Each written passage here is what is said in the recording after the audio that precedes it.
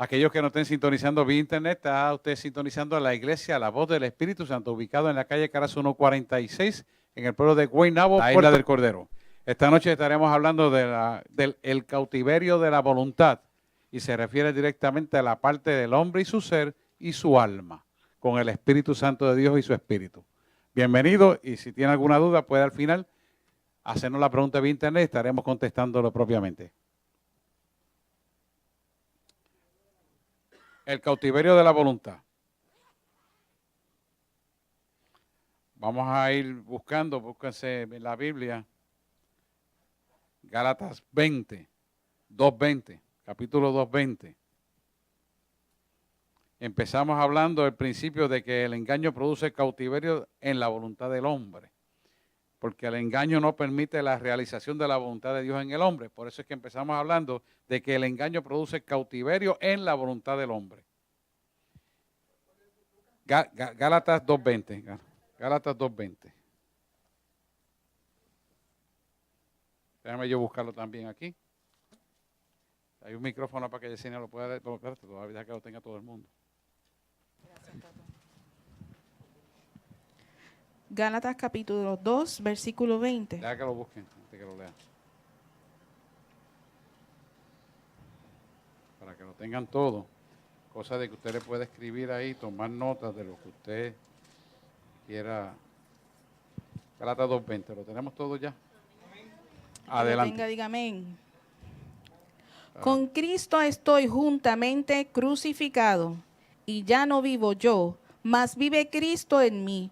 Y lo que ahora vivo en la carne, lo vivo en la fe del Hijo de Dios, el cual me amó y se entregó a sí mismo por mí.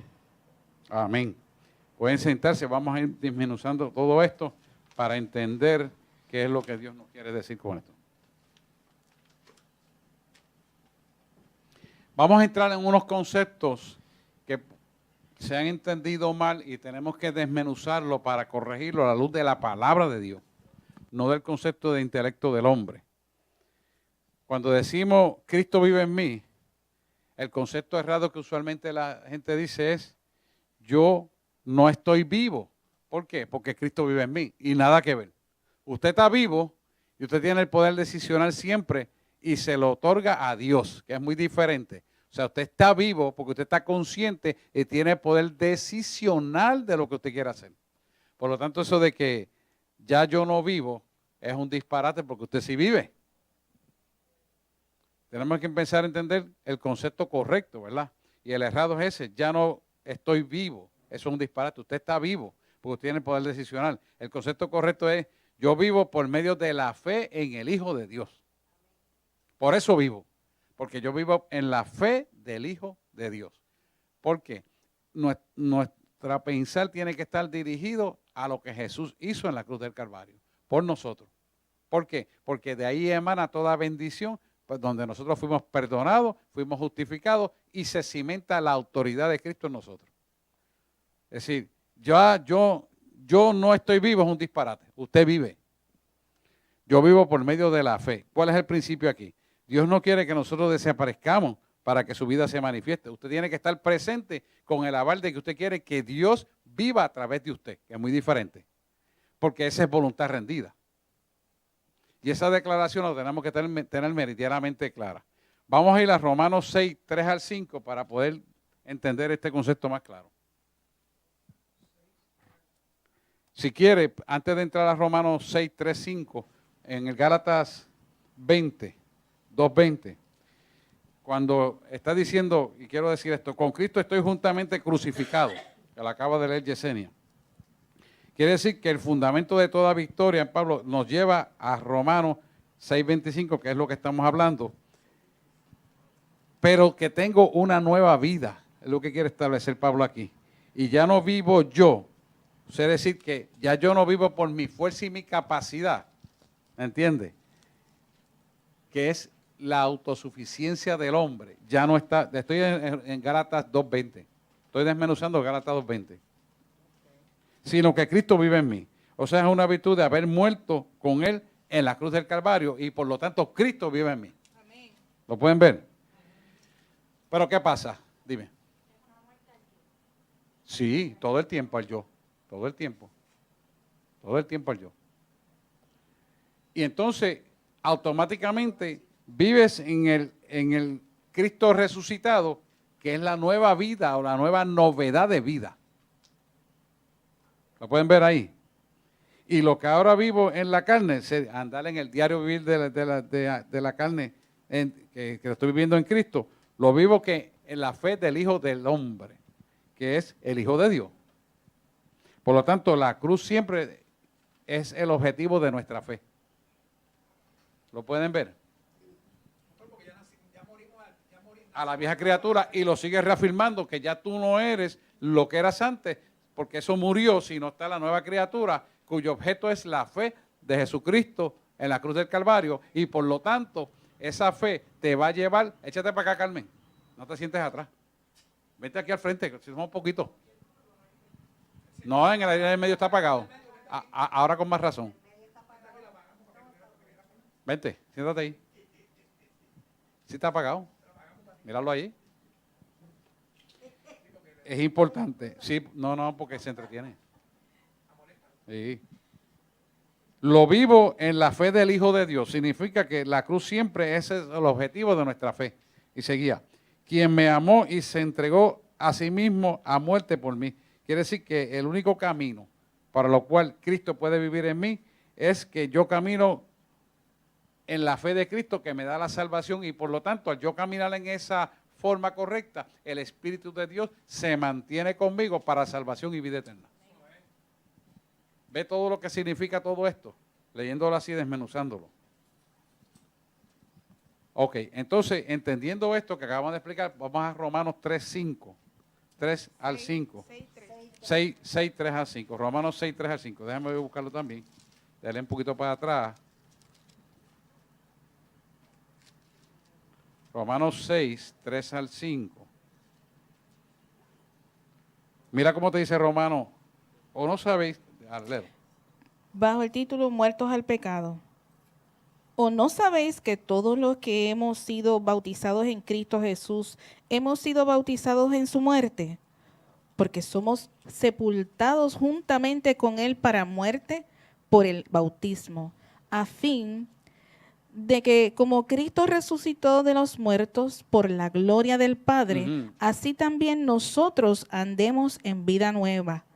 Porque si fuimos plantados juntamente con Él en la semejanza de su muerte, así también lo seremos en la de su resurrección. Ok, esto es bien importante que lo entendamos. Bien importante. Fíjate, o no sabéis que todos los que somos bautizados en Cristo, o sea, nos está diciendo que el bautismo de nosotros es en Cristo, porque primero nos bautizamos en agua, pero después viene el Espíritu Santo y nos bautiza en Cristo. Ok, ese bautismo es el sello del Espíritu Santo en nosotros, ¿verdad? Quiere decir que fuimos sepultados a la criatura que éramos, y cuando salimos del agua y nos bautiza en el Espíritu, nos selló juntamente con Él por el poder de la sangre que se derramó en la cruz del Calvario. O sea, tenemos un sello especial. Ese sello denota pureza, integridad, autoridad y poder. Esas 4 cosas. Pureza, integridad, autoridad y poder. 4 cosas. No se olvide, porque aquí es donde tiemblan las potestades de las tinieblas. 4 cosas, ¿verdad? Y eso se debe a que Jesús dio su cuerpo voluntariamente, lo puso y después lo tomó en el poder de la resurrección. Y fue a esa cruz limpio, puro y sin mancha, sin cometer pecado, puso su cuerpo porque hizo la voluntad del Padre y resucitó. Por eso tenemos esas 4 cosas. Ok. Ajá. Claro. Yo entiendo este concepto y por favor me corrige. No, para eso está yo entiendo que Jesús murió por nosotros en la cruz del Calvario, nos sustituyó a nosotros. Claro. Pero el que resucitó fue Cristo. Sí. ¿Sí? Sí. Sí, pero es lo mismo. Jesucristo. Sí. Sí, lo que pasa es que Cristo se conoce por revelación. Sí, también. Pero si establecemos el parámetro, es Cristo, pero para la revelación, pero en verdad es Jesucristo completo. ¿Por qué? Porque ¿cuál es la banda?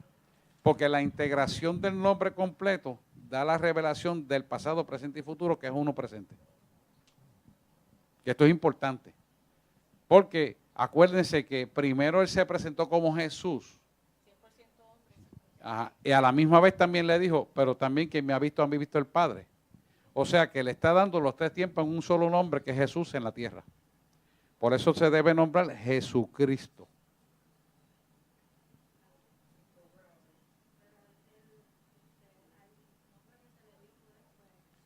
Cristo, Jesucristo.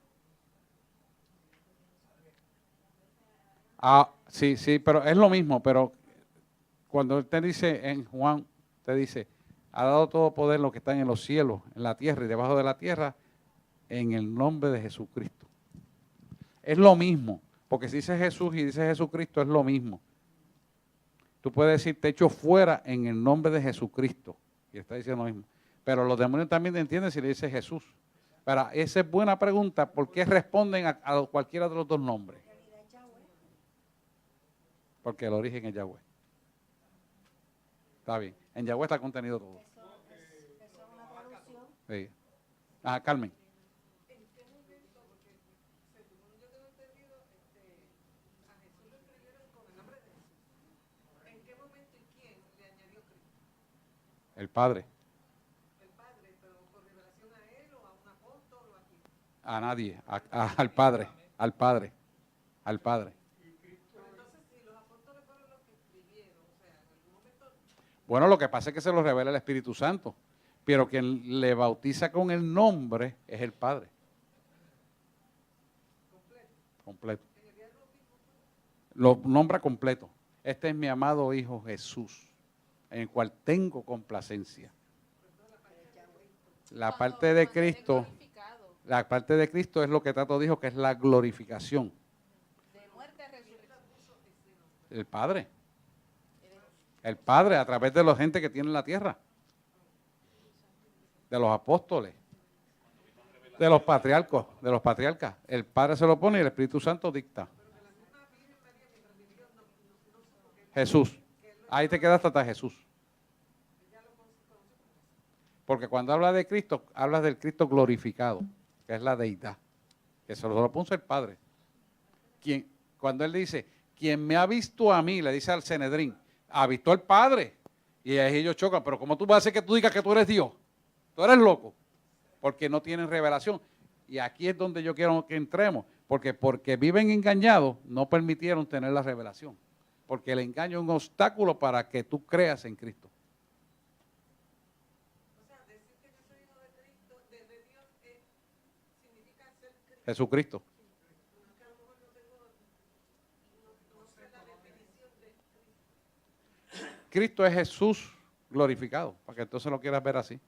Es la parte divina. Jesús es el hombre, Jesús el hombre. Y Cristo es la parte divina. Cristo es después de la crucifixión, resurrección, Cristo. Después de la resurrección. El que resucitó. Después de la resurrección. Ok. Esto es bien importante porque fíjense que cuando hablamos del engaño produce cautiverio de la voluntad del hombre, no podemos tener duda de lo que estamos aprendiendo. Si nosotros guardamos duda, entonces el enemigo toma ventaja de la duda y te roba la autoridad. Por esto es importante que tú estés meridianamente claro en lo que estamos hablando. Y por eso yo no tengo ninguna prisa en dar la clase. Porque es importante que usted se atesore, si vamos a la pregunta ahí, atesore la pregunta, la respuesta de las preguntas.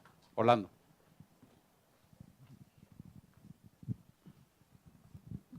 La palabra Cristo tiene un significado que quiere decir el enviado de Dios. Pero recibe ese nombre cuando es glorificado, cuando es resucitado. Perdón, resucitado. ¿Por qué? Ahora vamos a andar por qué. Porque ese nombre fue dado por el Padre. Pero ¿por qué lo recibe con autoridad y poder? Porque venció lo que el hombre no había podido vencer, que es el imperio de la muerte, las enfermedades, las dolencias y el poder de la resurrección. Por eso recibe el nombre completo, Jesucristo. Que verdaderamente ya estaba intrínsecamente en el nombre de Dios al pastor. Juan. Dásela ya, para que lo lea. Juan lo explica.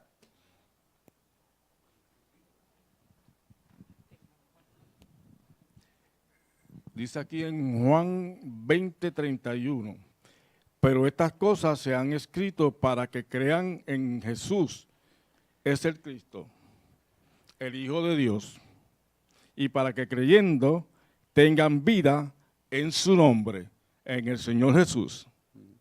Ahí está. Muy bien.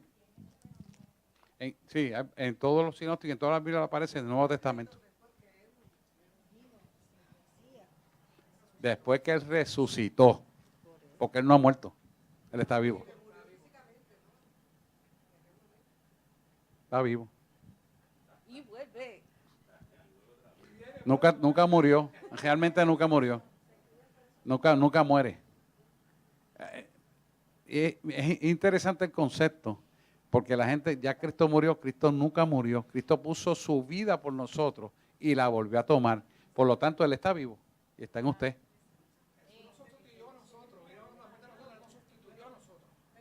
Por eso se hizo carne.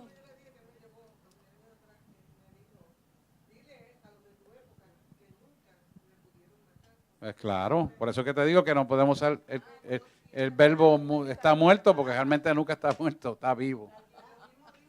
Y si tú quieres decirle más todavía para las argumentaciones teológicas, porque hay muchos teólogos por ahí, y Él murió, y yo le digo, no, la muerte, en el original no hay muerte, no, la palabra muerte no existe, es transformación.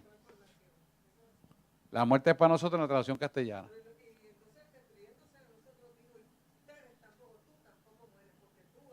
Por eso yo le digo que nosotros somos seres eternos. Y la gente me mira como si uno fuera algo raro. Pero bueno, ahí estamos. Muy bien, excelente. El principio número 2. Estoy crucificado con Cristo en Gálatas 2:20, que lo acabamos de leer. El concepto errático que se ha enseñado con respecto a esto es que dice, estoy muerto y debo actuar como un muerto. O sea, la gente dice, yo estoy muerto para lo que era y ahora tengo que actuar como un muerto. No. Dios quiere que tú tomes conciencia de lo que tú haces, porque no somos robots, sino somos hijos de Dios. Por lo tanto, el concepto correcto que tenemos que aprender y hablar es, yo morí con Cristo y ahora he resucitado para vivir por medio de su vida. Quiere decir que tú le vas a permitir que tu vida la viva Cristo en ti y tú en Él. Se hacen uno solo juntamente con el Padre. Lo tienen claro, ¿verdad? Ahí estamos claros. El propósito de Dios para el creyente no es muerte, sino siempre vida en Cristo. Solo tenemos que tener meridianamente claro que el propósito de Cristo en nosotros es vida en Cristo todo el tiempo. Tercer principio, Dios es el que obra en mí. Vamos a buscar Filipenses 2:13. Dale un poquito para atrás. Filipenses está para atrás de Romano. No, perdóname, para el frente, perdóname, que para atrás. No, hacia adelante, como para Apocalipsis. Sí. 13. Filipenses 2:13. Deja yo buscarlo también.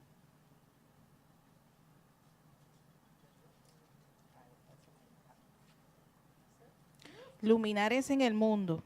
Espérate, todavía es que todo el mundo lo Sí. busque. Filipenses 2:13.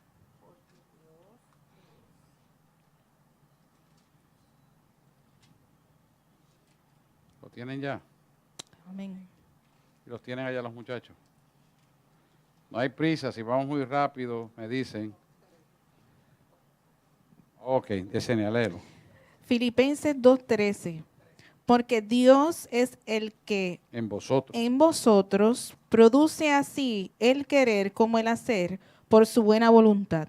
Ajá, quédate ahí. Fíjate que Dios es el que en vosotros hace el querer como el hacer en su buena voluntad.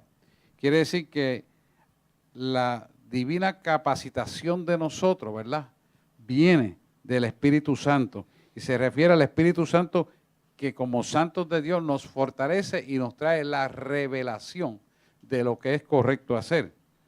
Y el deseo de nosotros hacer la voluntad, de la voluntad del Padre, le permite a Él que trabaje con nosotros, guiándonos a toda verdad. No es nosotros decir, Dios, dime cómo lo voy a hacer, yo quiero hacerlo de esta manera. No, Él te dice, espera, lo vas a hacer de esta manera. pero tú le cediste la voluntad en preguntarle cómo Él quiere que tú lo hagas y tú lo haces como Él te dice. Eso es darle la voluntad. Si tú dices, no, yo lo quiero hacer de esta manera, pues tú le estás imponiendo al Espíritu Santo la voluntad, entonces no es la voluntad del Padre, sino la voluntad del hombre. Y ahí es donde la gente se equivoca. Porque se desesperan. Rey Saúl cayó por eso mismo. Él cometió el error de adelantarse al holocausto en vez de esperar los sacerdotes que iba a traer, porque el rey Saúl no se dio cuenta que él es el Dios de los tiempos. Se adelantó, ofreció fuego extraño y perdió su reinado y eventualmente su vida. ¿Pero por qué es eso? Porque la desesperación produjo impaciencia en él. La impaciencia lo llevó a cometer el error de no esperar y tomó su voluntad en vez de la voluntad del que lo había puesto en lugar de rey. Y nosotros tenemos que tener meridianamente esto bien claro porque este concepto es bien importante. El concepto errado usualmente es yo no actúo, solamente me rindo y Dios es quien actúa y trabaja. Mire, eso dice la gente y creen que están bien. El principio es Dios nunca deja a un lado la voluntad de un hombre. Por lo tanto, Dios nunca quiere que el hombre deje todas sus actividades para que él pueda actuar. Quiere decir que tú tienes que permitir que Dios te diga qué es lo que tú vas a hacer, te organiza y Él te organiza de acuerdo a lo que tú tienes que hacer en conjunto con lo que Él quiere que tú hagas. Pero tú lo pusiste el primero y Él te pone a ti en el lugar correcto. A Él. Y es un acto volutivo que tú tienes que hacerlo conforme a Él manda. El problema es cuando el hombre quiere imponer su criterio y ahí es que se pierde. Así que Dios nunca quiere que el hombre deje sus actividades para que Él pueda actuar, sino Él quiere que se las rinda, entonces Dios actúa. ¿Estamos ahí? Seguimos, el cuarto concepto. Aquellos que obedecen. Hechos 5:32. Vamos a buscar Hechos 5:32. Dele para atrás. Hechos 5:32.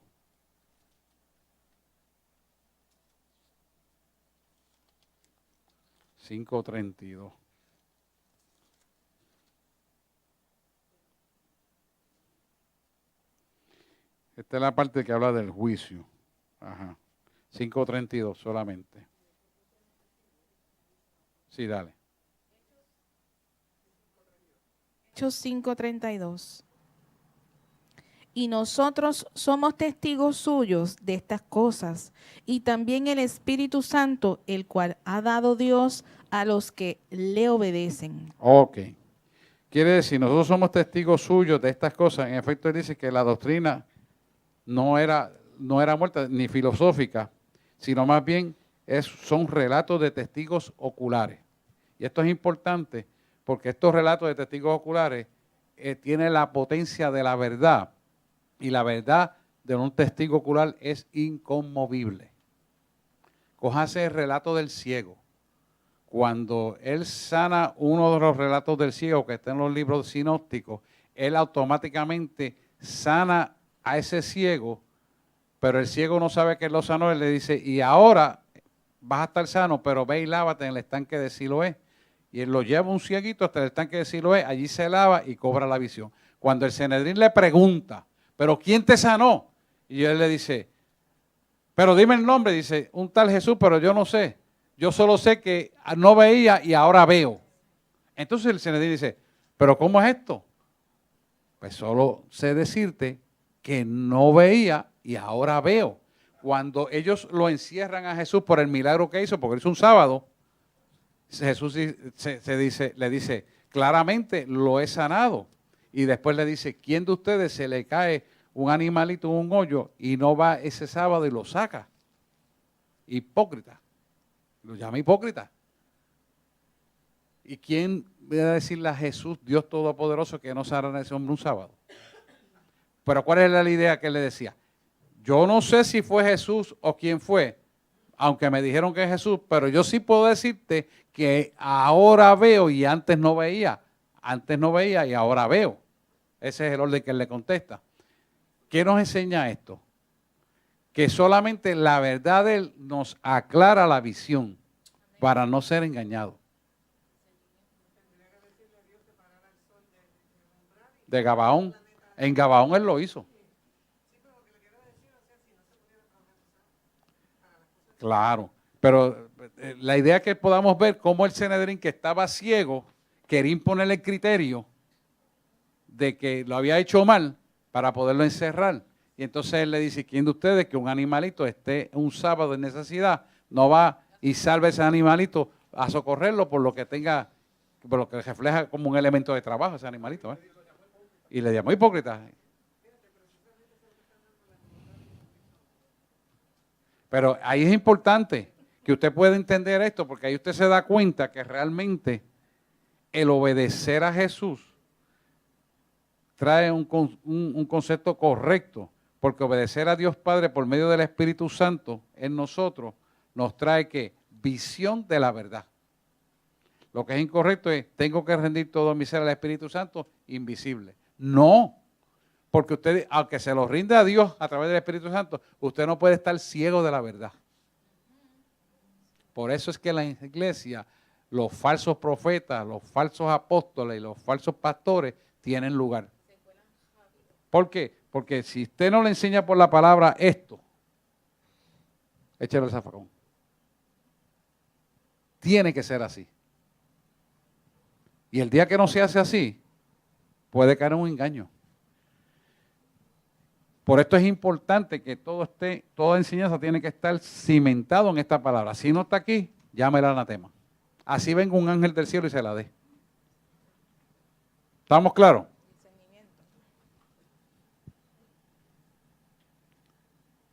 Así que el principio importante aquí es que el Espíritu Santo no piensa por medio de mi mente, ni siente por medio de mis emociones, ni decide por medio de mi voluntad. El Espíritu Santo guía por medio de las impresiones divinas o la guianza recibida del Espíritu Santo al Espíritu del hombre, que son los pensamientos de Dios. Es importante. ¿Por qué? Porque ustedes tienen que discernir que son pensamientos de Dios. Porque Dios es su palabra y su palabra es Dios. Y nada de lo que Él ponga en su mente puede estar contrario a esta palabra. Si no, no viene de Dios. Aunque se parezca. Si la primera palabra es correcta y la segunda es mentirosa o la última es mentirosa, es anatema. Porque tiene que ser 100% de la palabra. 100%. Una partícula, como yo le digo, de un Escherichia coli en un vaso de agua que no se ve, usted se lo toma, le da una infección de diarrea, que eso es horrible, ¿verdad? Pues así mismo es la palabra. La palabra es pura como Él es puro. La palabra es santa como Él es santo. Muy bien. El amor de Dios por medio del Espíritu Santo. Vamos a buscar Romanos 5:5. Dale para adelante otra vez. Romanos 5:5.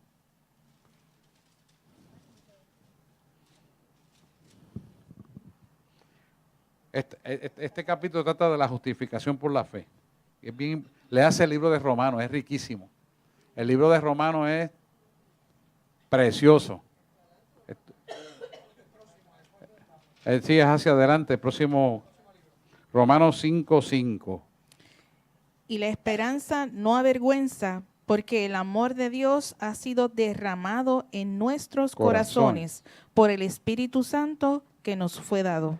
Quiere decir que cuando dice la esperanza no avergüenza, dice que por lo tanto no es una esperanza falsa. ¿Por qué? Porque la verdad jamás nunca avergüenza. ¿Y quién es la verdad?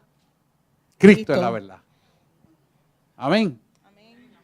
Porque el amor de Dios está derramado en nuestros corazones. Quiere decir que el amor de Dios es el que causa esto en nosotros. Por el Espíritu Santo que nos es dado. Todo esto totalmente obra del Espíritu Santo en nuestra vida. Quiere decir que cuando el Espíritu Santo está obrando en nosotros, es que verdaderamente nosotros nos mantenemos justificados delante del Padre. ¿Por qué? Porque el Espíritu Santo jamás nunca va a desechar tu salvación, sino la va a preservar, la va a retener, la va a apropiar en ti y tú te apropias en ella. Amén. Por esto, el amar es una decisión. Y nosotros escogemos amar como Dios nos ha amado, ¿verdad? Entonces, el concepto correcto, yo los voy a amar en la forma en que el Espíritu Santo me muestra el amor de Dios a mi vida. Por eso yo siempre le digo que nosotros para aprender a amar tenemos que aprender a amar primero a Dios y como consecuencia aprendemos a amar a las demás gente. ¿Por qué? Porque lo amamos sanamente, edificantemente, libremente y verdaderamente como es correcto que amemos, sin egoísmo, sino con la intención premeditada de cumplir el propósito de Dios en nuestra vida. Y es darle un amor puro. De eso vamos a estar hablando 4 tipos de amores que existen. Eso vamos a explicarlo más adelante. Y usted lo va a ver. Y verdaderamente uno se da cuenta que el amor no es nada de egoísmo, todo lo contrario. Sí, pero hay que verlo en detalle, porque tienes que entrar a lo que es el eros, el amor ágape, el amor Filadelfia y fileo. ¿Qué es fileo? Amor Filadelfia y fileo. Está bien. Dime, Carmen. Dios en esencia es amor.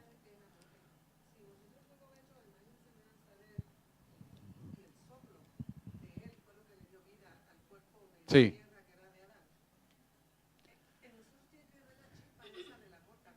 Claro. Bendiga. Es que tenemos que aprender a amar, o es que simplemente tenemos que sacar lo que ya en nosotros está para ponerlo ahí afuera. Bueno, tú eres transformado y aprendes a amar en la medida que conoces a Dios. La gente siempre, de cualquier manera, hasta el mismo asesino, siempre lo que hace, lo está buscando por un bienestar y por... Egoísmo. No, no. No, lo que pasa es que no sabe amar.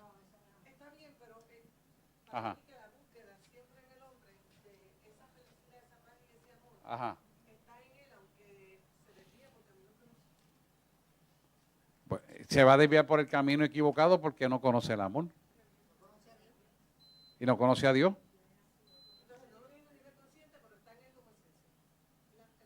No.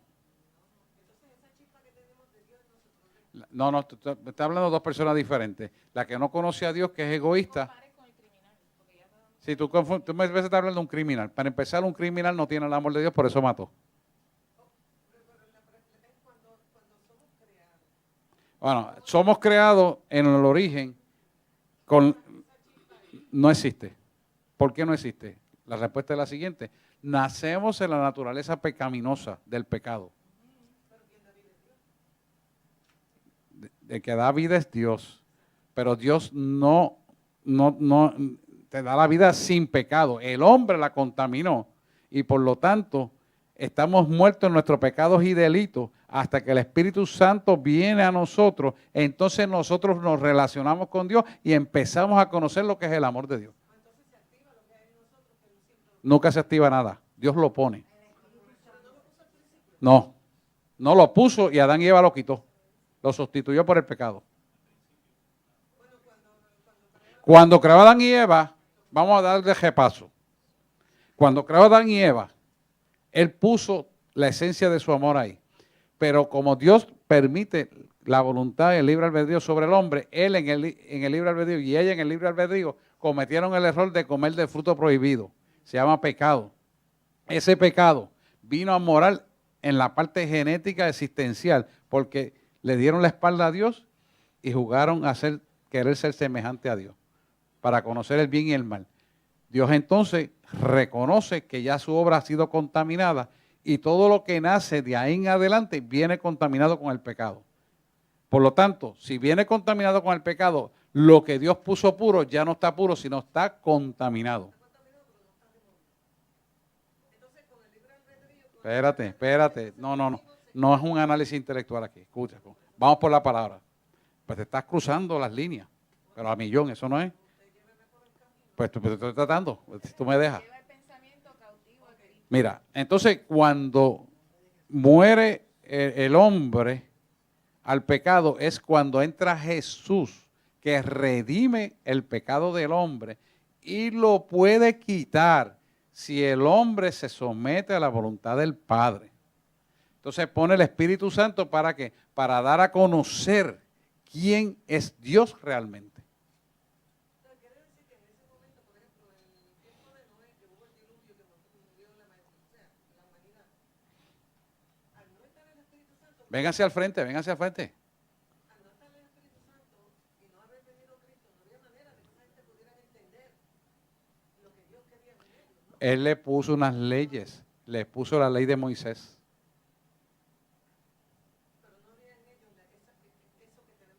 No, porque ellos no tenían el Espíritu Santo.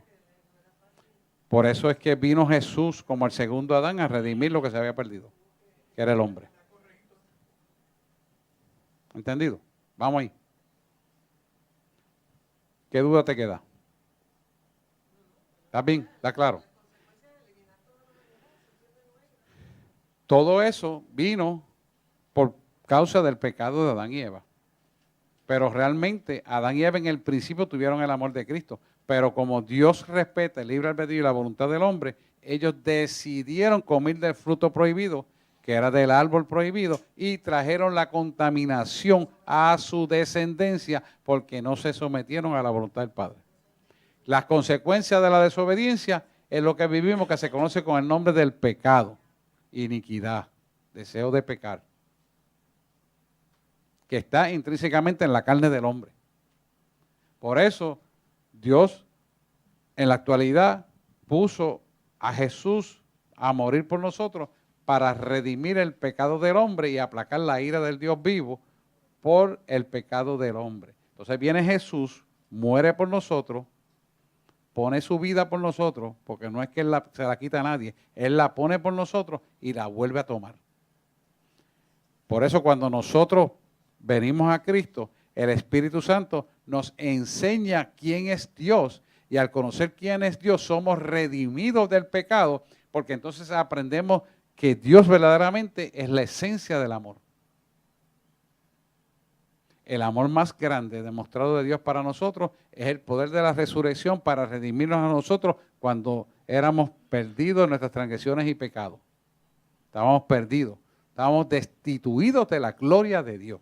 Así que dice la palabra, destituidos de la gloria de Dios. Cuando vivíamos en pecados y delitos. Destituidos, esa es la palabra, destituidos de la gloria de Dios. No es que sí conocí el amor, es que estamos destituidos por el pecado de Adán y Eva. Entonces viene el segundo Adán que se llama Jesús, y Jesús entonces muere por nosotros, y nosotros al mirar a Jesús, recibir el Espíritu Santo, que es necesario que Él ascendiera al cielo y nos enviara a otro consolador, que es el Espíritu Santo, mora en nosotros y nosotros podemos tener una relación con Dios a través del Espíritu Santo que opera en nuestro espíritu.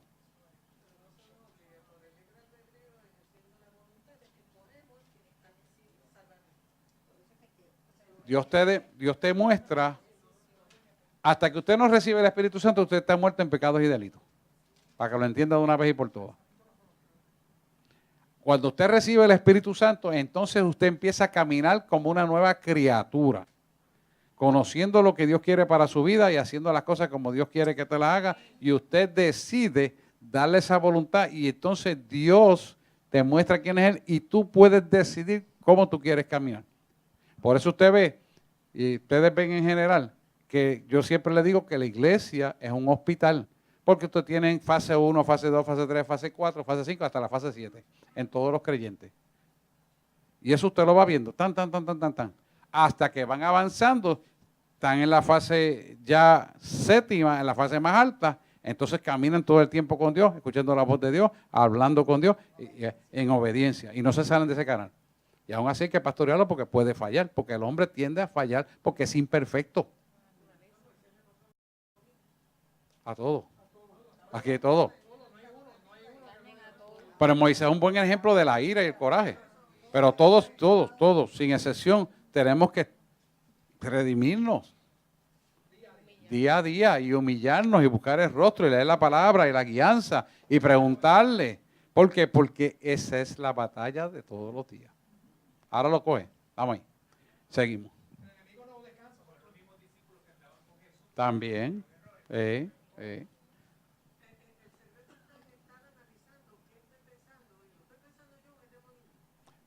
Por eso tiene que conocer la palabra, para saber lo que usted está pensando, de dónde viene. Por eso tenemos que ajocicarnos como yo le digo, el mataburro. Sí, porque aquí a todo esto es lo que nos aclara. No es la novela corintellado. Sí, no. Y tiene el Espíritu Santo, porque el que no tenga el Espíritu Santo no va a entender lo que dice esto aquí. Bueno, seguimos. Sí. Da gracias en todo. Primera de Tesalonicenses 5:18.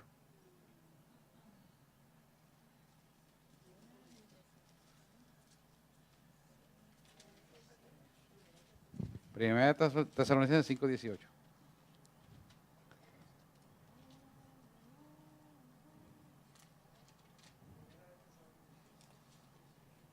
Espérate que me pasé yo aquí.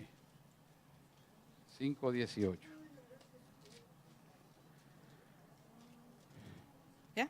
Sí, ¿lo tienen todos ahí? Primera- 5:18. Primera de Tesalonicenses 5:18. Dad gracias en todo, porque esta es la voluntad de Dios para con vosotros en Cristo Jesús. Mira, para poder entender eso, vamos a dar el 14. Vamos a darle el 14. También os rogamos, hermanos, que amonestéis a los ociosos, que Ocioso significa, perdóname un segundito, sí, los que anden desordenadamente. Porque la traducción ahí de ocioso es como vaga. Es desordenadamente. que alentéis a los de poco ánimo, que sostengáis a los débiles, que seáis pacientes para con todos. Vamos a hablar de este. Cuando poco ánimo, quiere decir gente que su fe es titubeante, como que tienen una fe titubeante, no es una fe firme. Y cuando dice que soporté a los débiles, son aquellos que no tienen un entendimiento adecuado de quién es Jesús en la cruz del Calvario, ni qué significa la cruz del Calvario para ellos. Esto es importante, porque por eso son débiles. La debilidad viene por la falta de fe y la falta de fe viene por desconocimiento del amor de Cristo y la falta del conocimiento del amor de Cristo viene porque no conoce esencia quién es el amor que es Dios. O sea, una cosa viene detrás de la otra. ¿Lo ven? Una cosa viene detrás de la otra. Es una cadena. Porque la cruz es una cadena de comando. Hablaremos de eso. Pero la cruz es una cadena de comandos. Son 7 comandos. Son 7 espíritus y son 7 partes. Y de 7 partes su sangre también. Que vamos a estar hablando de las características de eso también. Pero está bien, vamos por ahí. Que seáis sufridos para con todo, ¿verdad? De la 14 al final dice. Mirad, Que seáis pacientes para con todos. Para con todo, paciente para con todo. Quiere decir que tenemos que tener paciencia, soportar los unos a los otros, ¿verdad? Ahora, mirad, Mirad que ninguno pague a otro mal por mal. Antes, seguid siempre lo bueno, unos para con otros y para con todos. Estad siempre gozosos, orad sin cesar, dad gracias a Dios en todo, porque esta es la voluntad de Dios para con vosotros en Cristo Jesús. ok. Esto es importante. Mirad que nadie devuelva mal con mal. El único sistema, gracias. Mirad que nadie ni vuelva mal con mal. Es importante, porque el único sistema que existe en el mundo entero donde no hace esto es Cristo. ¿Por qué? Porque el que te hace el mal va a aprender el bien cuando tú no le repites la misma venganza o el mismo maldad con la que él te ha tratado a ti. Es la única doctrina que lleva la verdad, es la Biblia. Para que tú lo pongas en las manos del Señor. Antes, dice ahí, seguir lo bueno, ¿verdad? antes seguid siempre lo bueno, unos para con otros. ¿sí? Para con todo. Para con todos. Quiere decir que eso incluye a nuestro enemigo. Porque es todo, lo bueno y lo malo. Todo. Y al ser todo, incluye al enemigo. El original dice hasta tu enemigo. Dice, está siempre gozoso, ¿verdad? Orad sin cesar. ¿Qué significa esto? Significa que si tú eres un creyente firme en Cristo y tú andas en obediencia a la palabra, no importa las circunstancias del diario vivir, no importa lo que tú veas, no importa lo que te hayan dicho, no importa lo que tú puedas pensar contrario a esta palabra, todo ha de ser para bien aquellos que responden al propósito para el cual han sido llamados. Romanos 8:28. Por lo tanto, si hemos entendido lo que es la cruz del Calvario y lo hemos cimentado en nuestro ser, no debemos permitir que las circunstancias nos roben el gozo. ¿Por qué? Porque si tenemos fe para creer en ese amor, nada puede hacernos claudicar de la posición de autoridad y poder que Él nos ha dado, que hace que derroten las tinieblas Dios a través o por nosotros o en nosotros o para con nosotros. Cualquiera de las tres formas puede ser porque es un solo presente. ¿Lo pueden ver o no? Ajá.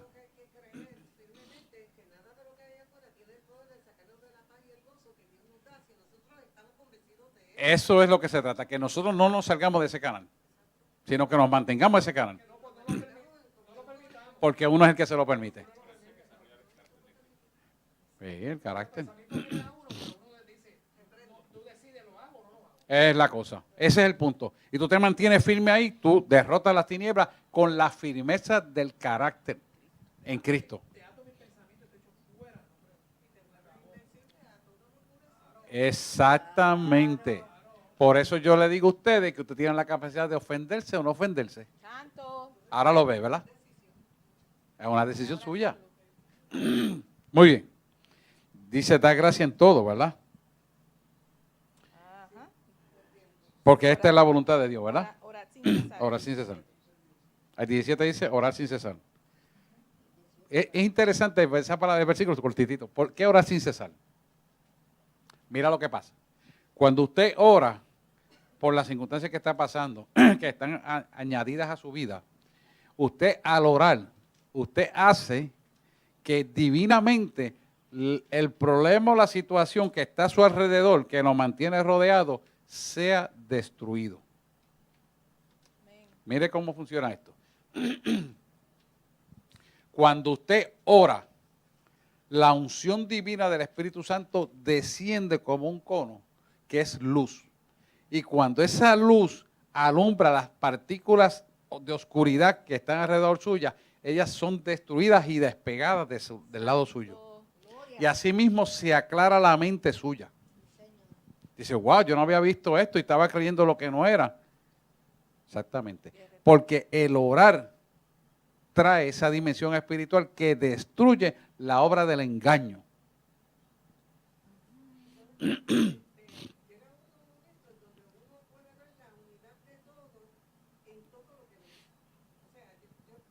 Sí. Todo está armónico y está unido.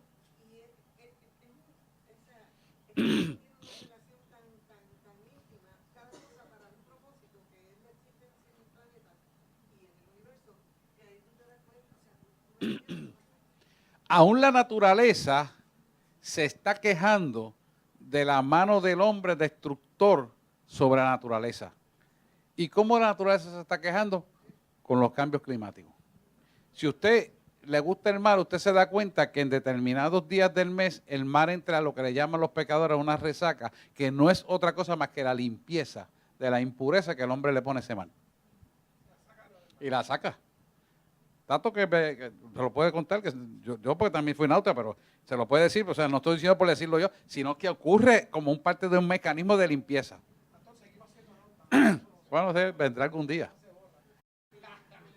La cosa es que nosotros vemos que esa limpieza es una manifestación de la naturaleza por mantener la unidad armónica de los acontecimientos de todo el globo terráqueo. Ahora le voy a explicar por qué le digo esto. Porque usted vea cómo ella también ora. Mira esto. Y Él nos manda a orar sin cesar. Pero ella está obrando de una manera sincrónica al diseño perfecto que Dios le puso. Pero el hombre la contaminó. Y ella trata, de todas maneras, de entrar en ese diseño. Ese diseño armónico que contextualmente continúa para mantener la homeostasia, quiere decir, la estabilidad de todo, es un principio que responde a la oración de la creación. Oiga, no argumente, escuche. Escuche para que grabe. Esa forma de funcionar sincrónica y armónica es la manifestación gloriosa de la esencia constitutiva de la creación. ¿Lo pueden ver? Coja ese concepto. Esa esencia de la constitución de la creación que está hecho de esa manera para que se mantenga, hace que la creación adore a su creador.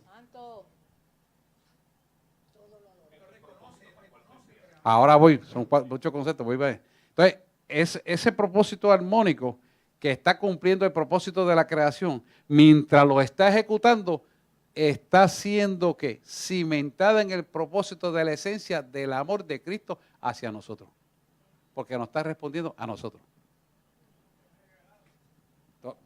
Este es para que usted se posesione poder y autoridad. Esta clase es para eso. Pero ahí queda demostrado el amor que Cristo tiene en nosotros. Y cuando usted siente las sensaciones de sus problemas, usted cree que Dios lo ama todavía más. Lo que pasa es que cada vez que avanzamos más, estamos entendiendo el amor del Dios más grande, más grande, más grande. ¿Para qué? Para que usted se posesione y se posicione en autoridad y poder. Ahora, con este conocimiento que usted quiere, cuando el otro día Paleo habló algo de eso en la introducción del culto, usted va a ver las cosas de la naturaleza con el amor y la creatividad que Dios puso para que tú te deleites con esa creación. Él habla con una mariposa. Yo lo entendí, pero eso es tremendo. Porque cuando usted puede ver esos detalles, entonces usted está empezando a abrir los ojos a una realidad que la tiene en la mano, pero no se da cuenta hasta que usted la puede ver. No se da cuenta, pero las puede visualizar. Pero en el contexto, usted quiere animalitos más amorosos que una mariposa. Y usted va a ver, ¿cómo usted lo va a demostrar? Por el movimiento sincrónico y armónico para representar a Cristo en su naturaleza. Y cuando usted analiza todos los animalitos que existen sobre la faz de la tierra, todos responden al mismo propósito de Dios. Tiene una función. Todo. Todo. Incluso hasta la caquita que bota, que te cae en el carro y te molesta, tiene una función. ¿Por qué? Porque eso es parte de del ecosistema que Él creó para bendecir a nuestras vidas. Bueno, pero quédense con ese concepto porque más adelante vamos a elaborarlo más. ¿Está bien? Hasta ahí está bien. Dime.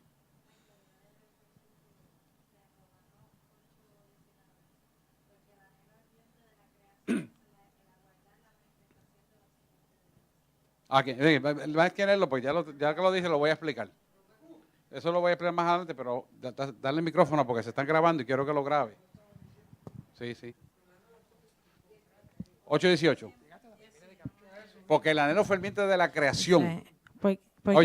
Porque el anhelo ardiente de la creación es el aguardar la manifestación de los hijos de Dios. Ahí está. Dice, porque la creación fue sujetada a vanidad, no por su propia voluntad, sino por causa del que la sujetó en esperanza. Porque también la creación misma será libertada de la esclavitud de la corrupción a la libertad gloriosa de los hijos de Dios. Porque sabemos que toda la creación gime a una y aún está con dolores de parto hasta ahora. Y, ya está. Eso es. Hasta ahí, hasta ahí.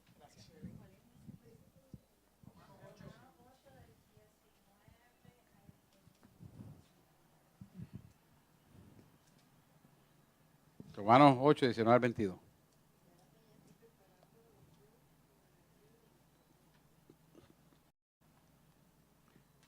Eso significa que juntamente con nuestra redención, la naturaleza entrará en la misma redención porque fue creada para bendición nuestra.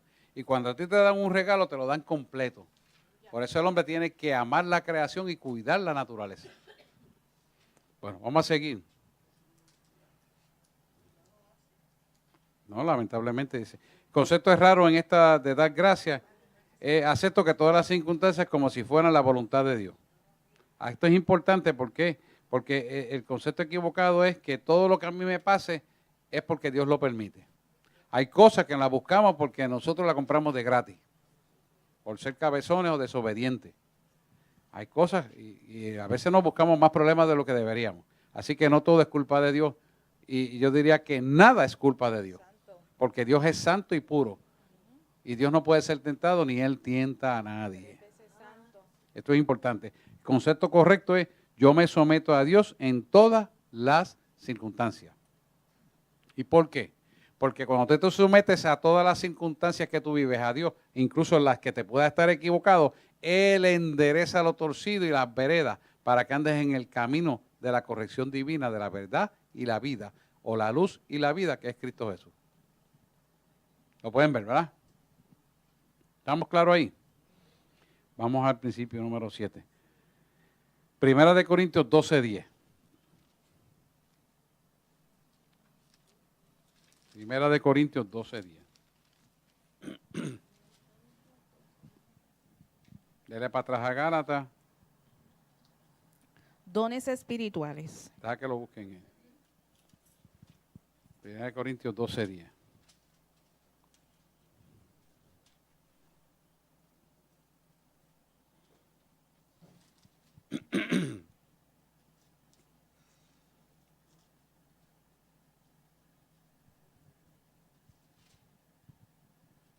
Lo tienen ahí.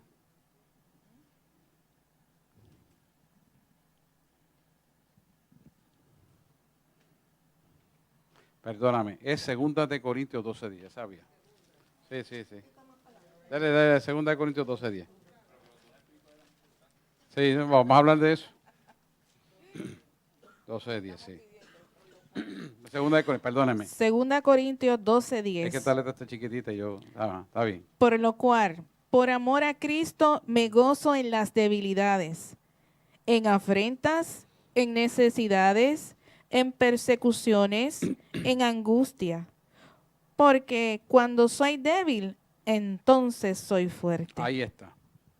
Significa que cuando tú, para exhibir el poder de Cristo, solo cuando me doy cuenta que soy débil, puedo exhibir el poder de Cristo. ¿Por qué? Cuando yo acepto que no puedo resolver el problema, entonces dice, Señor, yo no puedo, tú eres el que tienes que poner la mano y mostrarme. Estás aceptando tu imperfección, que es tu debilidad, delante de Dios. Entonces Dios muestra su poder y su fuerza para perfeccionarse en la acción de lo que tú haces. No es que te hace perfecto. No eres un diosito. No. En tu debilidad se perfecciona su poder. Quiere decir que cuando tú dices, yo no puedo resolver esto, Señor, pon tu mano. Él pone la mano en la debilidad tuya para que tú camines en la acción correcta, porque Él camina juntamente contigo para esa perfección. Tiene que reconocerlo y pedirlo. El concepto errado es, yo deseo ser débil para así hacer más fuerte. Eso es disparate. Usted no desea eso. El creyente no escoge la debilidad. El creyente débil debe tener la fortaleza de Dios, que eso es diferente. En mi debilidad se perfecciona su poder, ¿verdad? Entonces, ¿cómo tú vas a demostrarle eso en tu voluntad? Diciéndole, Señor, yo no puedo resolver esto, pero dame la sabiduría para resolverlo. Y entonces dice, pues la sabiduría es que tú hagas tal cosa, que tú te reúnas con la gente a orar por esta cosa. Pero yo no quiero. Pues entonces está siendo fuerte, no débil. Y esa fortaleza de resistencia resulta ser pecaminosa para Dios. Y Dios Y no es una voluntad rendida. no está rindiendo la voluntad. Al contrario, estás imponiendo la voluntad. Mire, ¿por qué la iglesia, el culto más pequeño de la iglesia siempre es la oración? En todas las iglesias. ¿Por qué? En todas. Esta no es la única, en todas. ¿Por qué? Porque la gente hace resistencia porque no conocen que venir a orar es demostrarle que él es débil y que necesita enchufarse a la fuente de poder para poder vencer. No entienden eso. Cuando entienden eso, claro que voy a orar. Claro que voy a buscar el rostro. ¿Y qué hace el Señor? Los jueves me toma a mí en el don de ciencia y le da mensaje a 2 o 3 de ustedes. Pero lo hace cuando hay verdadera necesidad para que no se convierta esto en un culto de adivinación. Porque la gente, yo voy para que me digan, yo voy para que me diga aquello. Ahí vinieron una gente a visita el otro día y el Señor me dijo, me reveló lo que estaba pasando. Y me dice, yo, Señor, ¿qué hago? Me dice, no se lo diga porque eso es lo que ellos quieren. Quieren usar ese culto como adivinación. No, y no le dijo nada. ¿Se da cuenta? Porque Dios sabe. Entonces, nosotros como cristianos tenemos el don de ciencia, pero no somos funcionales para hacer la adivinación de la que quiere saber la gente. Hay que esperar que Dios te diga. Por eso muchas cosas de las que Él me muestra, la mayor parte que Él me muestra es para jodilla. ¿Por qué? Porque si no la gente se malacostumbra y entonces se convierte en esto, mira, ora por mí para que me cuente. No es así. Dios no quiere eso. Dios quiere revelártelo a ti mismo. Muchas veces a la misma persona se lo quiere revelar. Y entonces, ¿qué pasa? La gente no se da cuenta que cuando tú vienes a buscar y oras sin cesar, es tu propia bendición.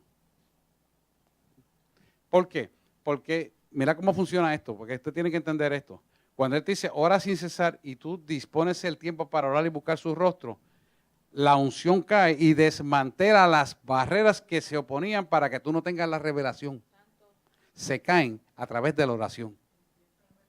Y empiezas a ver lo que no veías, a entender lo que no entendías, a escuchar lo que no escuchaba y a tener en tu corazón el poder creador del Padre para mejores bendiciones para el próximo año que van a venir a tu vida. O los próximos meses, o los próximos días. O sea, es diferente.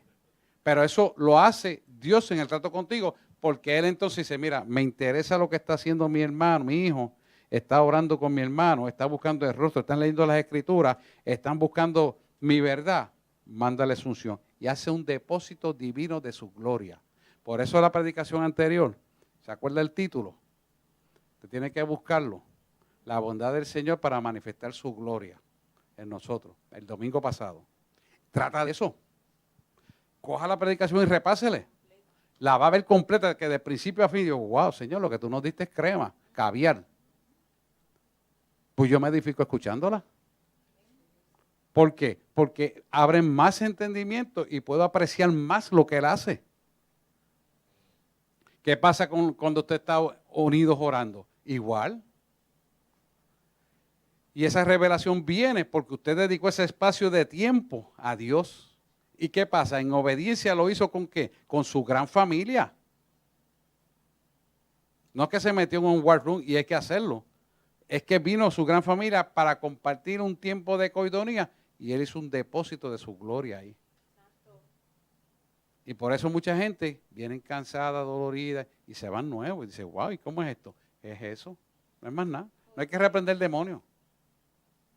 Porque no todos son demonios, son cosas que están en nosotros guardadas que no permiten esa coraza que ponemos, que es defensiva, que al final al cabo usted se va a dar cuenta que es miedo lo que hay, se va. ¿Es miedo qué? Pues al egoísmo que tiene, lo hace ser egocéntrico. Miedo, por eso no viene a orar.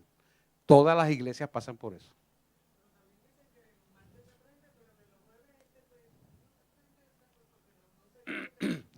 Mira, voy a hablarle de esto. Mira, Dios, escúcheme esto, Dios tiene un plan perfecto. Y nosotros caminamos el plan perfecto de Dios. ¿Por qué? Porque los martes nos trae una enseñanza para que los jueves lo ponga en práctica. Los viernes reagrupa y vuelve otra vez el domingo y te vuelve a traer una dimensión espiritual para el próximo ver de la próxima semana. Entonces, la gente no puede ponerlo en práctica, se llenan de conocimiento intelectual y al no ponerlo en práctica, lo que hacen es que se están muriendo espiritualmente. Porque están incompletos. ¿Por qué se están muriendo? Porque Dios le quiere abrir los ojos, le da el medicamento, pero no se lo toman. Y véalo de esta manera como médico. Yo te digo, mira, tienes una infección en la vía urinaria, pero tienes que tomarte esto por 10 días, tienes que usar cranberry, Tú dices, me voy a tomar la pastilla, pero el cranberry no me gusta. Eso es lo que está diciéndole a Dios. Voy a hacer esto, pero no voy a hacer lo otro. ¿Es eso voluntad rendida a Dios? Nada que ver. ¿Verdad que no? ¿Verdad que no? Entonces, decimos que nos rendimos a Él, pero no estamos rendidos nada. Está haciendo lo que le da la gana.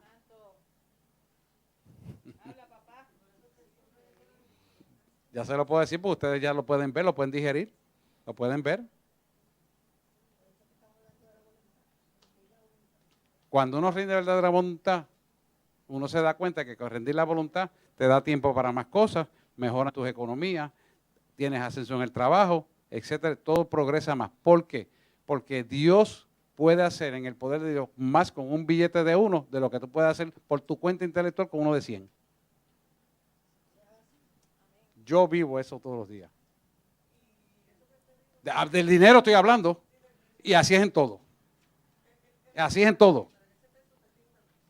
Así es en todo. O sea, le puse la voluntad matemática para que usted, porque es más fácil de ver, pero así es en todo. Todos los aspectos de nuestra vida es así. Todo, sin excepción. ¿Por qué? Porque vivimos en un tiempo presente y no nos damos cuenta. Nosotros calculamos el tiempo en pasado, presente y futuro. Es un tiempo presente realmente. Lo que pasa es que no lo vemos porque no nos metemos. Cuando usted empieza a meterse de lleno hoy, usted va a verlo todo y Dios le va a poner todo el panorama. Mira los 3 tiempos en un solo tiempo aquí. Y usted va a ver el resultado final de haberse sometido. Y tú dices, yeah. ¿Y por qué no lo hice antes? Por desconocimiento. Porque si usted tuviera el conocimiento, usted no ponía la verja. Dice, vamos, ¿qué es lo que hay que hacer? Y mete mano. ¿Oyen? ¿Está complicado eso o no? Sí. Ahí usted se va a dar cuenta que, porque yo no puedo hacer las cosas. Y usted va a decir, quítate del medio que yo voy a hacer lo que él me mandó.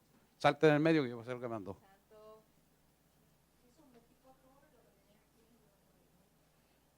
Pero es así, es así. Realmente es así. Así que es importante que nosotros tengamos meridianamente esto claro para que seamos bendecidos. Por eso yo le digo, si el año pasado estábamos aquí, el próximo año tenemos que estar mejor. Si no estamos mejor, hay algo que no estamos haciendo que es correcto. Tenemos que mejorar. Y para que aprendamos esto, Dios nos manda a rotar. Nos manda a rotar los líderes, nos manda a rotar en diferentes cosas. Pero ¿cuál es la idea? Que te puedas pulir en todo el ámbito. ¿Y cuál es el propósito? Que te metas a orar para ver en donde Dios te puso qué Él quiere que tú hagas.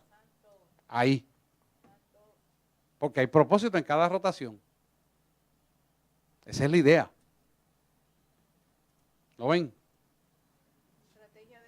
Porque Dios es así. Y cuando tú vienes a ver, dices, wow, estoy rotando esto y me di cuenta de aquello. Y aquello que yo hacía así, ahora lo tengo que hacer asado. Y aquello tengo que corregirlo aquí. Y ahora tengo que hacerlo así. Y te das cuenta porque Él te quiere mostrar desde cada punto diferente para que cada uno vea sus errores.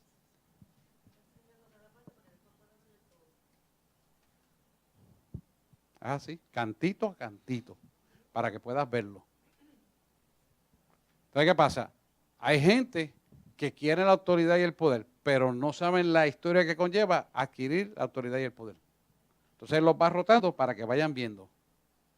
Porque nadie puede llegar a la gloria de Dios si primero no paga el precio de la cruz del Calvario. No es que tenga que morir como Cristo, pero la cruz del Calvario conlleva unos sacrificios que más adelante usted lo va viendo a medida que le va conociendo. ¿Lo ven? Sí, es así. Dudas, preguntan. ¿Estamos claros? ¿De verdad? Está fuerte eso.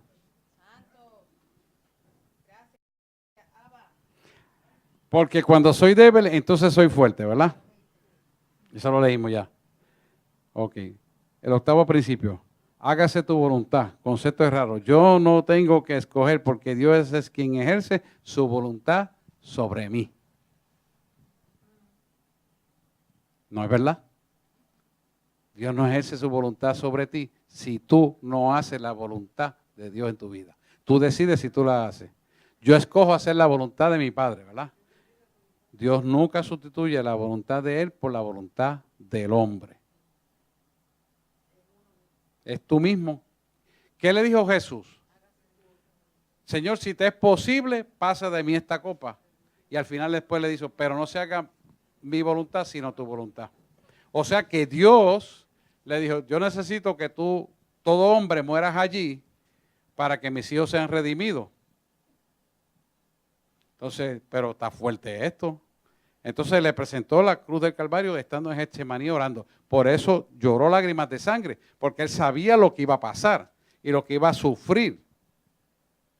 Y después que lo vio todo y lloró por eso, o sea, que el verdadero Calvario fue en Getsemaní, que fue la visión donde Él me llevó allí. Ese es el verdadero Calvario. ¿Por qué? Porque Dios le permitió en el tiempo presente ver lo que en el futuro terrenal vería el hombre.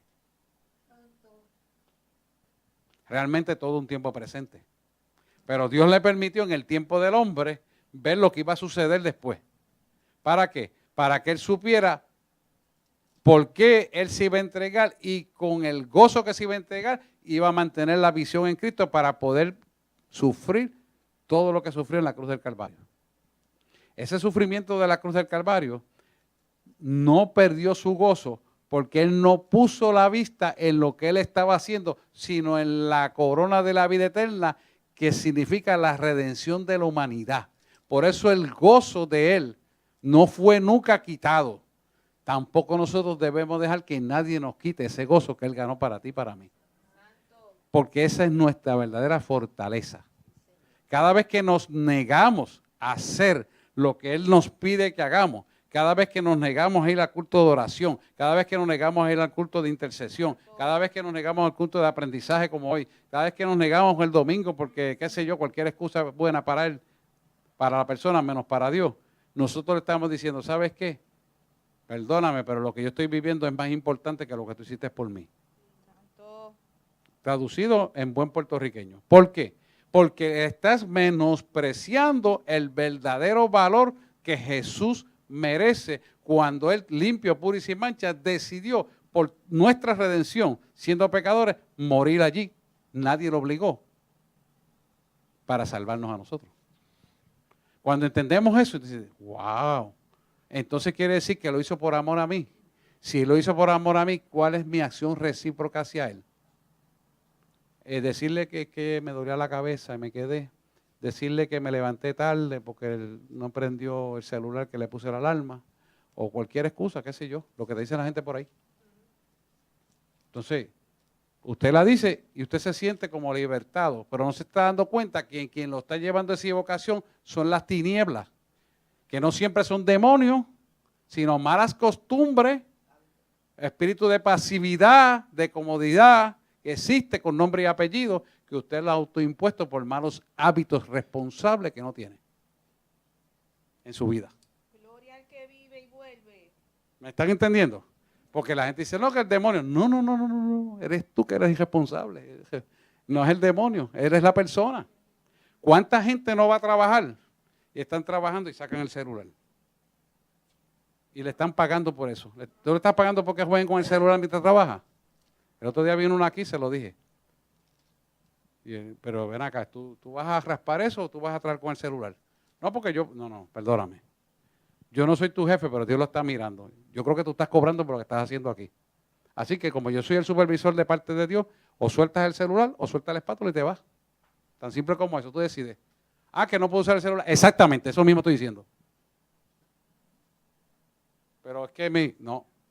Hay dos formas, o tú lo haces bien hecho o no hagas nada. Tú decides. ¿Sabes qué? Me puse a rasparlo yo mismo. Ya lo terminé. Santo. Y el otro con un cigarrillo. ¿Qué es eso? No. Eso no son demonios. Eso es malos hábitos. Así que, cristiano entre comillas, diablito. No, eso no son demonios. Eso eres tú. Tienes malos hábitos. Yo siempre trabajo. Todo el tiempo lo he hecho mal. No es posible eso. Fumando y con un celular. Una conversación tenía de texto. Nada, se lo doy como ejemplo. Para que usted vea que no todos son demonios, porque es muy fácil decir un demonio. No, eres tú que tienes malos hábitos. Eres tú que eres el perezoso. Eres tú que no tienes hábito de levantarte temprano y adorar. Eso no son demonios. El demonio le encanta que tú te equivoques, sí. Que sigas en malos hábitos. Pero eres tú que decides. Dios respeta tu libre albedrío. Ahora si tú le dices, Señor, despiértame a tal hora que quiero orar contigo, quiero hablar contigo, Él te llama. Y tú te pones de acuerdo con Él y Él te llama.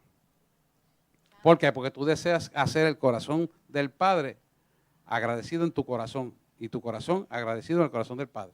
Y eso te hace ser uno juntamente con Él para que camines en la verdad. Si no, no vas a funcionar. Y esto es para todo el mundo igual, hermano. Aquí no es para uno así, para otro no. Es para todos nosotros igual. Sin excepción. Por eso yo le digo, usted tiene la capacidad de ofenderse o no ofenderse. ¿Por qué? Porque usted tiene el poder decisional. Si mi hermano no tiene la capacidad de entenderlo, yo lo puedo perdonar, pero tengo que ayudarlo. Porque si yo sé hacer lo bueno y yo no le digo a él lo que hay que hacer, ¿quién es el que está pecando? Te cuenta como pecado porque no hablaste la verdad a tu hermano. Te cuenta porque tú sabes la verdad y tu hermano no la hizo porque tú no se lo quisiste decir. Va y se ofende. Va y no viene más a la iglesia, como decía el pastor. Ah, no viene más a la iglesia. Pues tú sabes qué, te va a contar como ofensa. Eso lo dice la palabra, no lo digo yo. Por lo tanto, tenemos que movernos, ayudar a la gente con compasión, con amor, pero con la verdad. No le puede pasar la mano al pecado. Ay, bendito que estaba malita, estaba malito. Hay momentos que realmente no se pueden venir y eso puede pasar. Sabemos que sí, pero no es todo el tiempo ni la mayor parte. Cójase usted de ejemplo. ¿A qué hora yo vengo los domingos a adorar? ¿A qué hora vengo los martes a la clase? ¿A qué hora vengo a la intercesión? Si vengo media hora más después que está todo terminó de hablar, entro yo. O viene a la adoración. Póngase usted mismo, chequéese, examínese. Aleluya. Examínese. Yo no estoy aquí para juzgar a nadie. A usted autoexamínese. Y usted se va a dar cuenta si usted tiene buenos hábitos o no los tiene. Porque si usted camina en la voluntad de Dios es agradable, buena y perfecta. Todos tenemos que hacer ajustes en todo. Todos. Así como yo hago ajustes de madrugada, hago ajustes y cambios, todos tenemos que hacer ajustes. Porque Dios no es un Dios que siempre lo hace igual. Lo hace diferente. Y todo el tiempo es diferente. Aún las rotaciones de guerra espiritual que llevamos a los pastores y yo, nos cambia los horarios. Y nos cambia. Uno duerme y otro despierta. O los dos están despiertos. O los dos pueden dormir. Él cambia como él le dé la gana. Pero el diablo nunca sabe cómo es. Santo, Y siempre es sorprendido. estrategia de Dios. Porque Dios no es un Dios de rutina. Esa es la palabra. No es de rutina. Es diferente. Entonces, si Él es diferente, nosotros también tenemos que ser diferentes. ¿Por qué? Porque si nos quedamos en lo mismo, el diablo nos va a leer. ¿Por qué usted cree que nos rota todo? Nos rota todo. Inclusive me dijo, la predicación la vas a hacer de esta manera y ya está aquí, y está acá, y está acá, y está acá. Él sabe por qué. ¿Yo voy a cuestionar? No, yo voy a obedecer. Punto y se acabó. Amén. Pastor, yo quiero compartir algo. Si me permite. Dale rapidito, porque quiero dar este punto antes de irme y llorar. Isaías 59, capítulo 59, versículo 2. Pero vuestras iniquidades han hecho divisiones entre vosotros y vuestro Dios, y vuestros pecados han hecho ocultar de vosotros su rostro para no oír. Porque vuestras manos están contaminadas de sangre y vuestros dedos de iniquidad. Vuestros labios pronuncian mentiras, hablan maldad vuestra lengua. No hay quien clame por la justicia, ni quien juzgue por la verdad. Jerusalén. Confían en vanidad y hablan vanidades. Conciden maldades y dan a luz iniquidad. Incuban huevos de áspides y tejen telas de araña. En que comieren de el que comiere de sus huevos morirá, y si los apretaren saldrán víboras. Estaba leyendo un estudio. A mí me captó la atención huevos de áspides y traía los ejemplos. Serpiente. Los huevos de áspides son tipos de bochinches, tipos de comentarios contra las autoridades de la iglesia, contra el liderato, contra la estructura, diseño, visión y misión de la casa, de lo que Dios da. Sí. Todo lo que se levanta contra eso son huevecillos de áspide alojados que en algún momento salen. Esos son los comentarios y las murmuraciones. Muy bien. Pasos de la pasividad.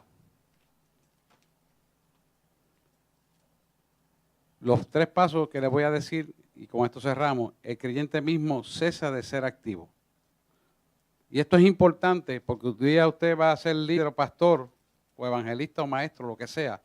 Usted se va a dar cuenta que aquel que entra en pasividad oculta, eso no se da cuenta la persona, entra en pasividad oculta, es porque tiene un miedo restrictivo a sí mismo Y usted lo ve que en lugar de estar al frente y ansioso por la enseñanza, mantiene una distancia de usted como pastor o de usted como maestro, de usted como evangelista, se mantiene distante. Eso es pasividad.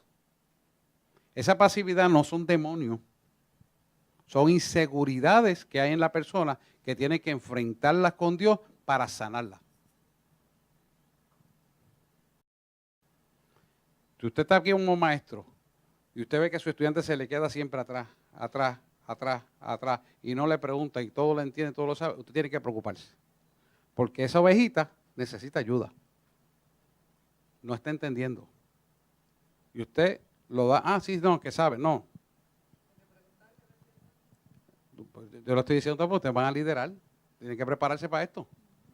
Entonces, cuando usted esté enseñando, usted tiene que preocupar, espérate, que el de la esquina allá abajo, como que me llegó tarde, no participó y según vino, se fue. Algo está pasando, necesita ayuda. Usted tiene que buscarlo, ayudarlo. Tiene que meter mano, porque es de Dios que se salve y es de Dios ponerlo a funcionar. Por lo tanto, la pasividad, y usted sabe que no es de Dios, algo está pasando. Usted tiene que como líder buscar, mira, ¿qué pasa? Vamos a buscar, vamos a hacer esto, vamos a hacer lo otro. Lo que sea que Dios ponga en su corazón. Y usted tiene que moverse, no dejarlo ahí. Ah, no, está bien. No. Dios es activo, nunca es pasivo. Santo. Pasivo, escuche esto bien, con esto vamos a cerrar. Pasivo es el tiempo. Y tiene que estar Dios en el activo. ¿Por qué el pasivo es el tiempo? Porque es el tiempo muerto. Es en el tiempo donde estuvo la creación. Ya eso pasó. Desde que la creación se formó funcional, que vino el hombre y todo lo que en ella existe, está activo hasta el final. Incluso, para que usted entienda este concepto y este principio, Dios todavía sigue creando el universo y el universo se sigue multiplicando. Porque siempre está activo. Entonces, ¿cómo usted va a estar pasivo? ¿Qué le pasa? Algo pasa. Si usted no está haciendo algo activo para Dios, algo pasa con Dios. Y no son demonios, volvemos otra vez, es usted que se puso pasivo. ¿Lo ven? ¿Lo ven? Vamos al otro concepto. Dios no puede usarlo porque su voluntad ya no funciona. Mire esto, porque su voluntad no funciona. La voluntad que no funciona es la voluntad de nosotros, porque la voluntad de Dios es que usted funcione activo para Él. Si usted no funciona activo, usted tiene que buscar la causa. Entonces, si usted ahonda y dice, porque es fulanito, porque es fulanita, porque y siempre tiene una excusa. ¿Sabe cuál es el problema? Usted es el problema. No es fulanito, ni sultano, mingano, ni parenzado. No es si el pastor tiene una corbata larga o corta, o si este viejo es un regañón, lo que usted quiera decirle a mí. No es eso, es usted. ¿Por qué? Porque Dios es el mismo y yo le acabo de decir la palabra. Y menciona la palabra. Y Él quiere que usted esté activo. No lo quiere pasivo. Tercer concepto, y nos vamos, ahora sí que nos vamos. Los espíritus malignos toman ventaja de la pasividad. ¿Por qué? Porque la pasividad hace que su mente se llene de basura. ¿Por qué? Porque una mente activa está en la mente de Cristo y Dios es creador. Por eso yo le digo, Él siempre hace cosas nuevas, no hace dos cosas iguales. Aún un mismo milagro que se puede repetir aquí o allá, no lo hace de la misma manera. Y es un mismo milagro. Porque una pierna por una pierna es una pierna, pero lo hace diferente. ¿Por qué? Porque Él está activo completamente todo el tiempo. Si nosotros entendemos este concepto, vamos a meternos esa Biblia y usted va a ver que la actividad que genera es la potencia de la creación que está en esta Biblia, porque esto es Dios y Dios es su creación y Dios es su palabra, va a ser instalada en usted para que usted sea propicio en todo lo que tenga que hacer. Pero ¿qué va a pasar? Que lo que usted hace le va a ser próspero. Por eso yo siempre digo, examínese el año pasado y este próximo año y el año que viene. Tiene que ser próspero, tiene. No es que va a ser, no es que tal vez, que quizás, no es que si Dios quiere, no. Es que Dios lo hizo ya para ti. ¿Eres tú el que quiere? Métete con Dios. Métete con Dios. Y verás cómo Dios te prospera. ¿Lo ven? ¿Por qué? Porque Dios es activo, jamás nunca pasivo. El pasivo es el tiempo pasado. no existe para Dios, porque Él es presente activo. Entonces, ¿por qué vamos a ser pasivos?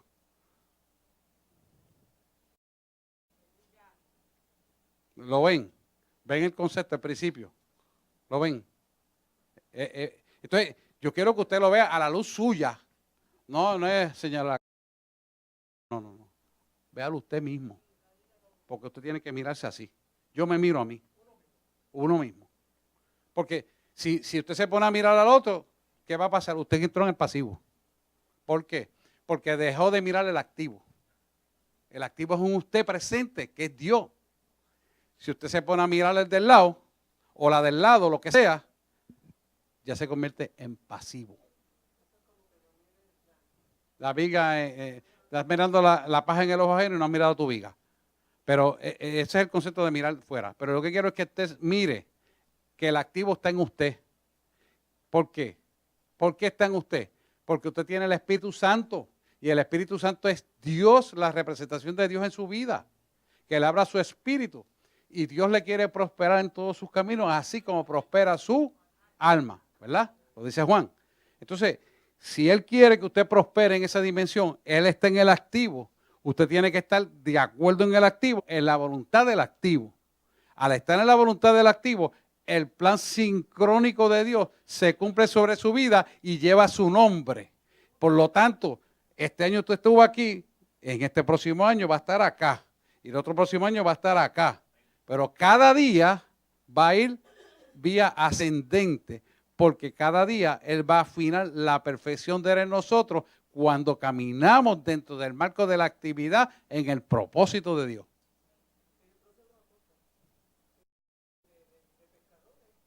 Ahí tenemos un ejemplo. Pero aún más allá de lo que hicieron los apóstoles, Dios va a hacer con usted, porque nosotros tenemos el aprendizaje de ellos que no entregaban el carácter. Nosotros tenemos el aprendizaje que podemos entregar el carácter, que es un problema, una viga grande que impide el crecimiento. Pero por eso yo insisto mucho en decirle, es que yo decido si yo me ofendo con el hermano o no. Yo decido si me uno en oración con mi hermano o no.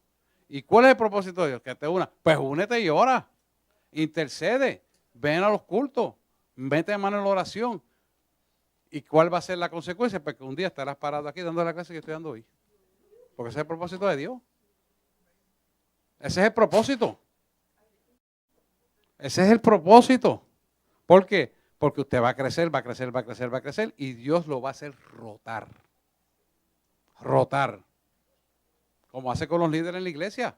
Todo es el mismo mecanismo sincrónico. Analícelo para que usted lo vea. Todo es lo mismo. Nadie es dueño de nada. Nadie. No somos dueños ni de los pantaloncillos, hermano, que tenemos. Entonces usted se da cuenta que verdaderamente estamos trabajando para el reino activamente y no pasivamente. Cuando escogemos, peleamos, porque aquello no, porque lo otro, estás pasivo. Estás mirándote en el egoísmo, estás pasivo. Cuando tú dices, no, pero es que yo, entonces dime, no es que voy. Aquí viene gente y me dice, ¿qué es lo que vamos a hacer hoy? Pues mira, yo que tengo que arreglar esto, aquello, agarrarme la reglita ahí. Muy bien, dan 15 o 20 minutos, una hora, 2 horas, me ayudan y se van a trabajar. Eso. Le digo como un ejemplo. No es que tengan que venir aquí a ayudarme a nada. Si puede lo hace bien y si no también. Pero no es el punto. Lo que yo quiero es que esté activo para la obra de Dios. Tengo el viernes libre, pastor, voy para allá a dar un par de brochazos. Magnífico. Y viene para acá. A lo mejor barremos y limpiamos. Está activo para hacer la obra del Señor. No, porque voy a llevar un mensajito aquí, chequeme esto y está bien, está activo para la obra de Dios. Eso es lo que Él quiere. No, que tengo tal día libre y vengo para acá a hacer tal cosa y yo, pues mira, yo necesito que me ayude a estas correcciones, me ayudes a esto, pásame estas cosas. Está activo. Eso es lo que Dios quiere, activo. ¿Por qué? Porque tú empiezas a hacer una cosa, a lo mejor vas a leer algo que yo he escrito ahí y Dios te revela más de eso mismo que estoy hablando y te lleva a una dimensión para el cumplimiento de tu vida que yo ni siquiera tenía idea. Porque Dios es así. Hay un muchacho ahí que se puso a leer las cosas que yo tengo en los manuscritos para hacer los libros. Y Dios me dio una idea de un negocio. Qué sé yo lo que leyó, pero me estaba ayudando. ¿Qué fue? Porque Dios es así. O sea, porque está activo. Pero no es activo para hacer la obra del mundo, sino la obra de Él. Entonces Él le da más revelación, más autoridad, más poder y lo bendice más. Por eso nosotros tenemos que cumplir con lo que Él nos manda. No es cuestionar, sino obedecer. Vamos a orar. A pregunta de esto, está aquí. Vamos a marcarlo. Nos quedamos en los principios básicos que se deben distinguir.